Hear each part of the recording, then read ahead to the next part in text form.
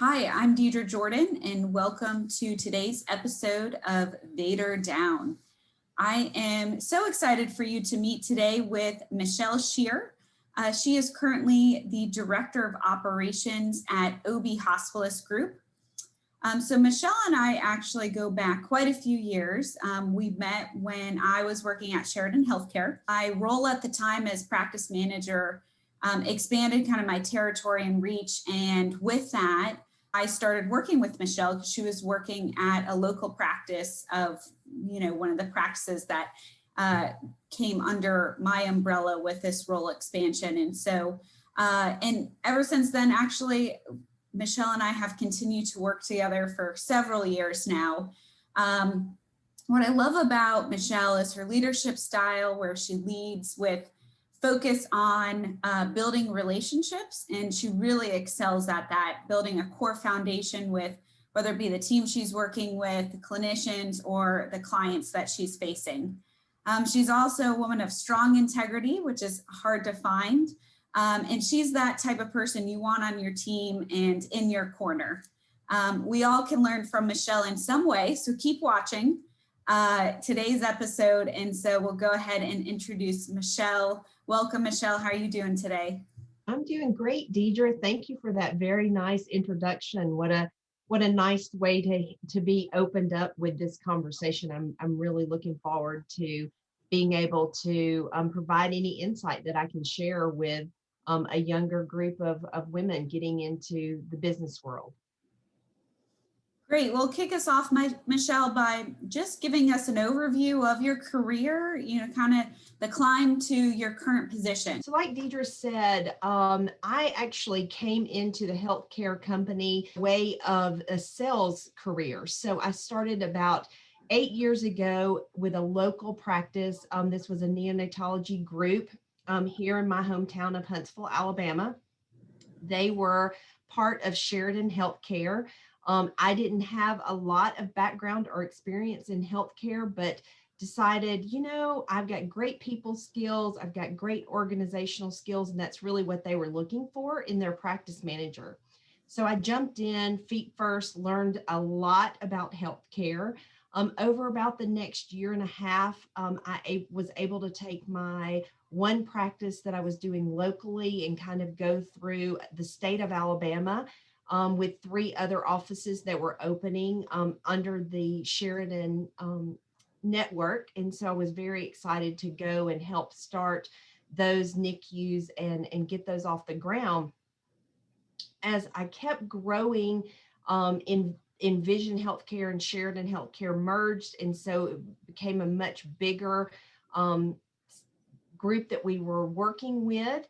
And so as I just kept growing and kept working with the team that we had under us, great doctors, great operation leadership, I was able to build into a director of operation position where I was covering NICUs, so neonatal intensive cares, pediatric intensive cares, and pediatric floors in multiple states and about 20 plus hospitals. So it was very exciting for me because on those days where you were having just really rough, hard times, maybe doing things operational, it always came back to me that I was helping save moms and babies, and that really was a passion of mine.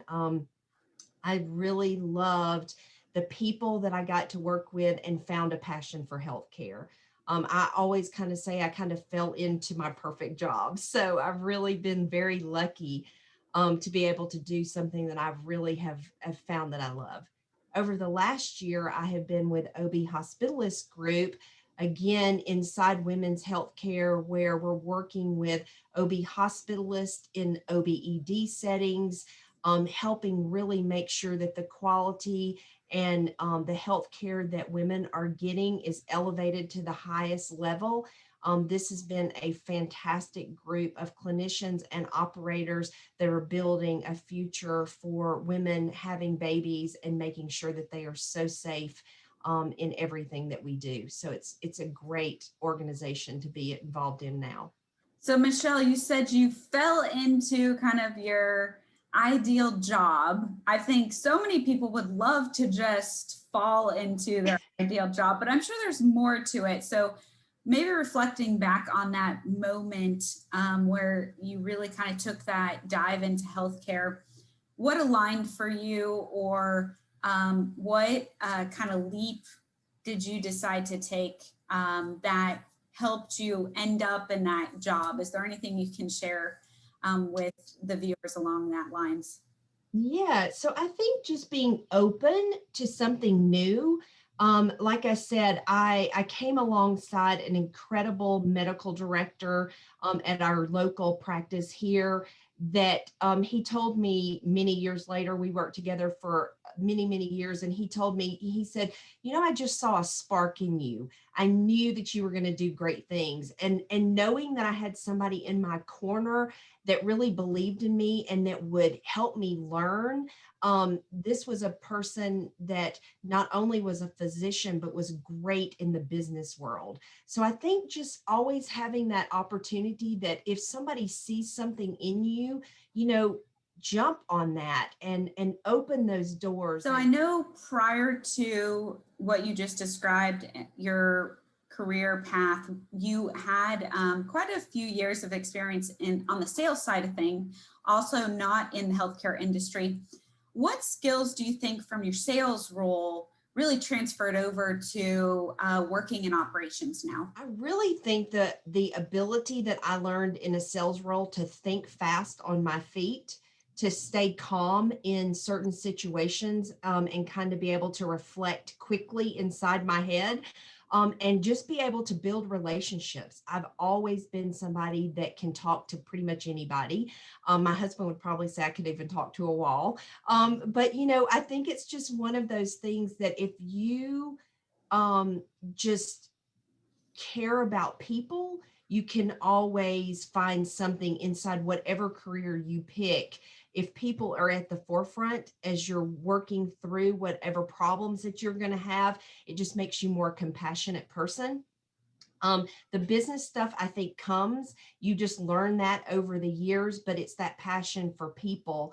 One thing that I would really reflect on is that I love meeting new people. And if you're in an organization that you truly love and have a passion for, you want to be able to share that.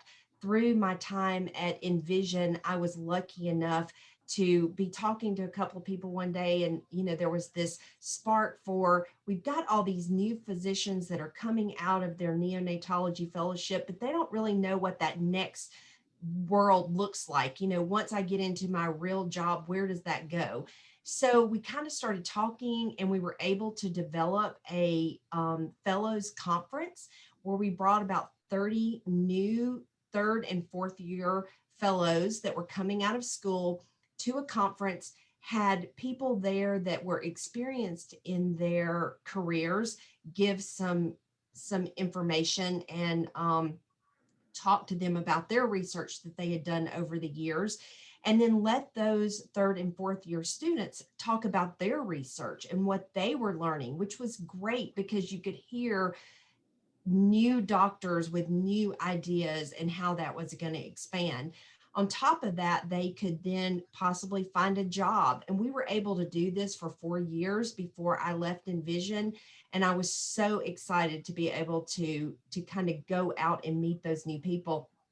The last year that I was at Envision, we were able to even expand that and do a neonatal nurse practitioner conference. And so it was just absolutely wonderful that sometimes you can take those sales experiences, and at that point I was selling a company and selling, you know, but if you can find something that you're passionate about in anything that you do, I think you can use a sales type background to push that forward. Yeah, thanks for bringing that example forth. I remember you and I talking about, even though we're in operations, right, it's the heart of a lot of things. We have a sphere of influence in a lot of different departments and areas that impact the business, clinician recruiting being one of them. And so being curious and then being able to find something that really excites you and you're passionate about, and then, you know, pursuing it and helping it come to life, even though it may not be part of, you know, day-to-day operations. And so I know you did that. It brought forth a lot of fulfillment for you, as well as helped the organization successfully recruit in fellows. So that's a great example. Of course, I think we've all heard about the Good Old Boy Network. I think it probably still is out there. I definitely think I dealt with that more in a sales environment than I did in the healthcare environment. In a sales environment, sometimes, women aren't at the table. You really kind of have to fight to be at the table and to be heard. But in healthcare, I have found that that's not the case. I think that we all have the same goal in the healthcare industry of helping others. And so, women or men, I think we're all at the table. What I have found kind of interesting over the last 8 years is that it seems like we would have a lot of men physicians and now younger women physician coming in, working side by side and in tandem with the operation team. But it seemed like our operation teams over the years have been more women led than men led. So I think that's very exciting to kind of where that future is going. And I don't want to say that it's because maybe we care a little bit more, but sometimes I think we do have that maternal instinct, and helping others in healthcare is something that women really just flourish at. If you could change one thing about women in the business setting today, what would it be and why? I would say that we need to change the appearance that we need to be perfect. I'm reading a book right now, and they talk about this perfection trap in there. And I just think that women sometimes are very hard on themselves. They want everything to be perfect. They feel like they need to have everything. And I think that if sometimes we could say, we don't have to be perfect, we're still a great leader. We're still a great businesswoman. And if we could just take that perfection off of us, I think it would make a big difference. So, if you could go back to the beginning of your career and tell your younger self something that you know now, what would it be and why? I think I would say that everyone can be replaced, and that even if you are in a team that you love, but you might not be fully fulfilled, that walking away sometimes is better than just staying in an environment that you don't need to stay in. Sometimes that's very hard, and so I think I would tell myself to maybe take a few more chances.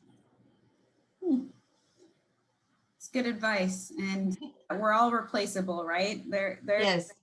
There It's is a hard thing when your you're in the job. middle of it to think that you can't, well, I don't want to replace another team member. I don't know that they could replace me, but I promise everybody can be replaced. So, what is some of the best advice you have received along the way over the past few years that has helped you in your career? One of the best pieces of advice, and I just got it here recently, but it's really stuck with me over the last year or so, was that don't be afraid to take credit for a job well done. I was in a meeting of several months ago, and I was kind of giving credit to my whole team. And I had a senior leader that kind of stepped up in the middle of the meeting and called me out. And he was like, "You need to take credit for this.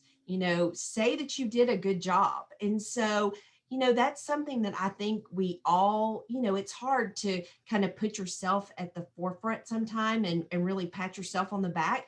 But I think that that was probably, if I could give that to a younger woman coming up in business, is take credit for the good things you do.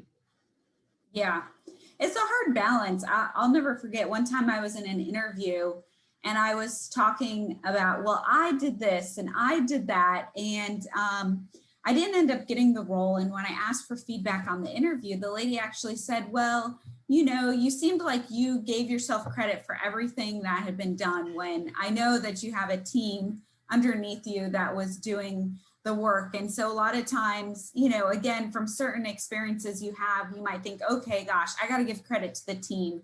And so to your point, I think there's definitely striking a balance of making sure that you are advocating for yourself, and you are making sure that you are showing, whether it be your boss or your organization, right, demonstrating your value, but then also giving credit to the team as well.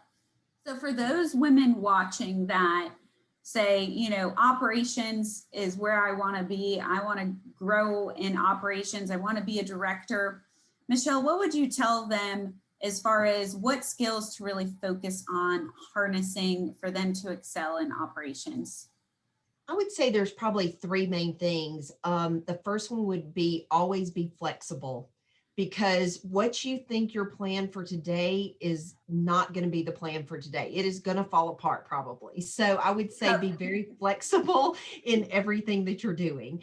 Learn to think outside the box. You know, whether you think it might be a dumb idea or not, just get in a group of people and start throwing ideas and think about how you can do things. I think I've been very successful in my career because I can think outside the box. I can think, okay, we have this problem and this is maybe the easiest way to solve it. But if I come at it a little bit different, maybe it's a better way to solve it. So I would say think outside the box. And then the last thing I would say is listen to others around you, because we don't always have every answer. So listen and just listen to what others are saying and really, kind of dwell into that and see if that helps you. I agree that a lot of times when I go to try to solve a problem or come up with an innovative idea, the best way to do that is to just get out there and to talk to people, to talk to the clinicians you're working with, the leaders that you're working with, or, you know, pick up the phone and call them and get multiple ideas and perspective on what you're trying to solve. Because as an operator, right, we're problem solving majority of the day. And there's a lot of different ways and perspectives to look at it and approach it. And so, gaining insight from others has been very valuable. Yes. Michelle, how do you deal with stress? Well, I love to spend time with my family. I love to cook. And I think sometimes if I can just get in the kitchen and just, have time with my family, if we can all get in there and cook, that really helps me relieve a lot of stress. I've done almost 10 interviews so far, and you're the first person that says cooking is their stress relief. Risks. Has your journey been more risk adverse or risk tolerant? And how do you think that's affected your overall career path? I would say I have probably been a little bit more risk adverse. I'm not a huge risk taker. I love to have ideas, but then maybe following through with them sometimes personally doesn't, I like to be where I am and know I'm doing a good job. And sometimes I stay a little bit longer than I should in a certain position. And so I think that because I have been a little more averse to taking some risk here or there, I have, maybe sometimes I don't even know the right word, but maybe I could have been in a different place in my career now. But the way I look at it is you have to make a decision and you have to follow that decision, right or wrong. We all learn. So if you make a good decision, then you say, yay, I've made the right decision. If you don't make the right decision, maybe then you just turn and learn from it. So even though I'm a little bit more stable and maybe a little bit more adverse to taking risk, I've always learned from the decisions that I've made. So Vader Down is founded from the saying, send the elevator back down, which is another way of saying once you've reached a certain part of your career where you can help others, pay it forward, elevate others to do so. And so, we want to build a community through this channel where our viewers are able to see your journey, takeaways from, and hopefully we'll end up connecting women that want to help send the Vader back down to others. And so, Michelle, what does sending the elevator back down mean to you? So for me, I kind of thought about this, when you first approached me with it, I thought it was an incredible thought to have for two reasons. For me is that I have worked with a lot of younger women in the last several years, and I love being that sounding block for them, giving them advice, just being able to lift other women up. The second thing for me is I have two daughters that are out in the career world now, and kind of building their next level in their late 20s and going into their early 30s. And I want to be able to show them that they can do anything. They can be anything they want to be. And I know we tell little girls that all the time, but I think working by example and leading by example for my daughters and for the other women that I work with really is the reason that I thought that bringing my elevator back down and kind of helping advance that next group of women is something I was very excited to do.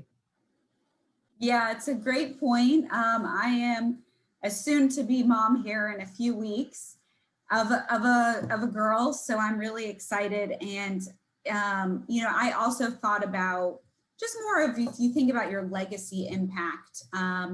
You know, we have our jobs where we hopefully are empowering others and creating a great environment and building others up in a day-to-day basis. But you know, was there another way for me to a little bit more tangibly look at, you know, maybe an impact that I was able to make on women especially? And I think being a mother of women brings it even closer to the heart of, you know, leading by example for them.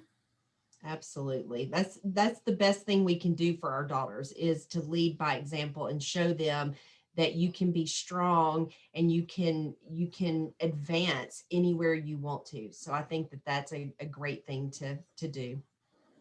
Right. Absolutely. All right, Michelle, when it comes to leadership, what is one thing that you believe is true that society may tell you otherwise? That we need to stop pleasing people, stop apologizing for what we're doing.